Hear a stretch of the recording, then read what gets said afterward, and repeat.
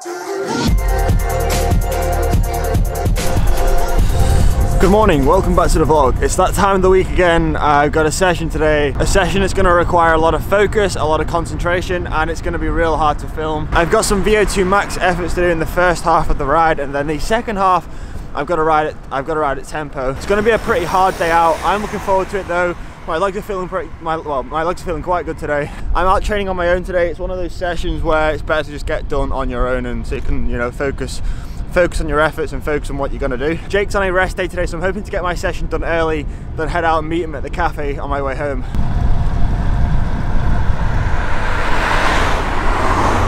So any day that I'm doing like an interval session or a hard session such as today, I like to ride for about 10 minutes and then I calibrate my power meter. The reason is because different variables can affect like the power meter calibrations and the power meter's reading.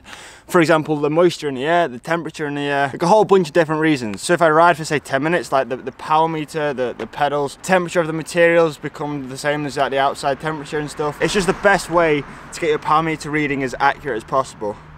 Calibration successful. All right, time to smash myself.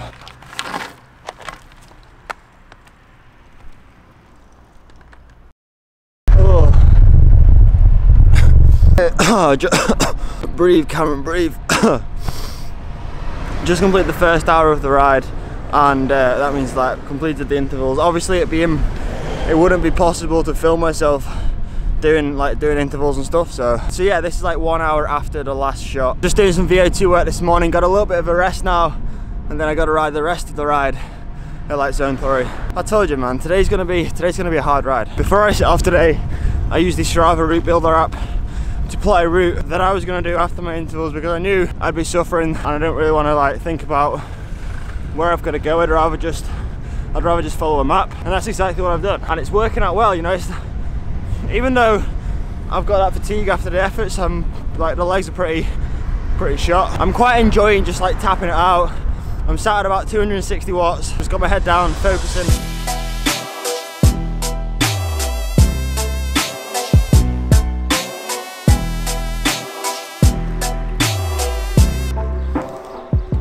I just pulled out of the junction there and there was a smashed glass all over the floor. I completely didn't see it and rode straight over it. Now here's a top tip. Even if your tyres don't go down, like mine didn't, you should still stop and check the tyres just in case there's any glass which could later penetrate through the tyre.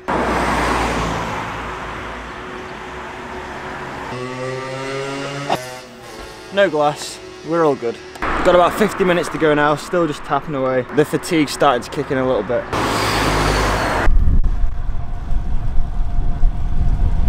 Just cruising back down the climb now, back to Calpe. The efforts are done today. Training's done. Started to struggle in that last like 10 to 15 minutes.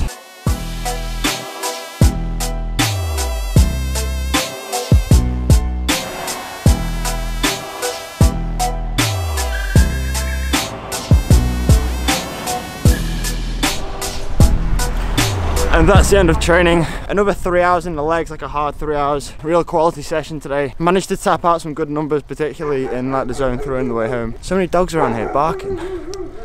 Barking all the time. But I'm gonna go back to the villa now, get some food, and it's time to recover.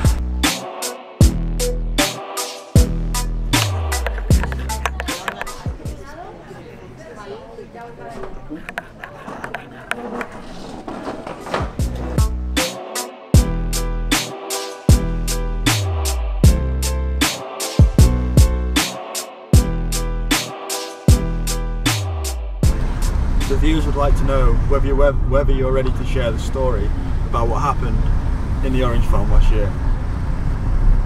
Are you ready to share that?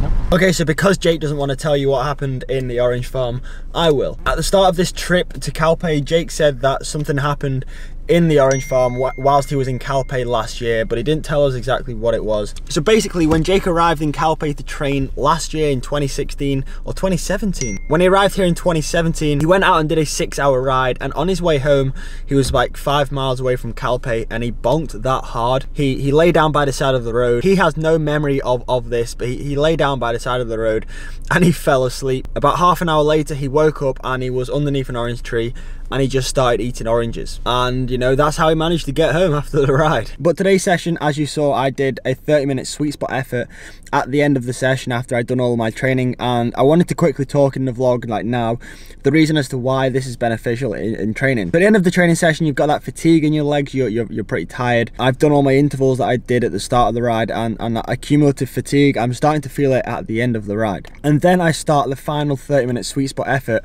and like the benefits that this has to your training is it teaches your body to be able to produce power whilst it's already under stress, whilst it's already fatigued, and it increases your tolerance to fatigue. And I find it's also more of a psychological thing. So like when I get to the end of a race and I'm knackered and I think that I can't do anything else, when actually in training I know that I've done like these sweet spot efforts after a hard ride, like I can still produce power even though the legs are tired. Really is a psychological benefiting factor. Now, even though you might not be able to hit the numbers that you can hit while like when you're fresh, doing tempo or sweet spot efforts at the end of a ride like that really is beneficial, and you can make some really good gains from doing so. But guys, that's going to be the end of today's video.